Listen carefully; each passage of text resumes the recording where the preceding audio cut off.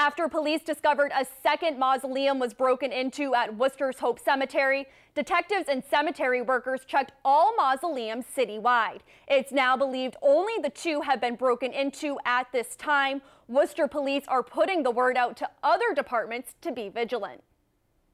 After a second mausoleum was broken into at Hope Cemetery, Worcester police are urging surrounding communities to check their cemeteries. Not just to look, but actually physically go in and look and make sure that there's been no breach of their security as well. And pass that on to the DPW workers to just keep an eye out just for things that maybe look out of the ordinary that they weren't, may not have noticed before. In Webster, police say they routinely patrol, but will keep a heightened eye out for anything that looks out of place. We're also reaching out to some of the churches that oversee some of the cemeteries as well. Lieutenant Michael Shaw says the town has not had any reported disturbances.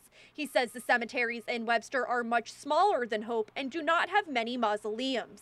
They're all underground, so I mean, to do something on that extent like they did in Hope Cemetery would take a tremendous amount of effort, and hopefully somebody would see something and say something. Worcester police are investigating the second break-in where 3 bodies were taken from a mausoleum.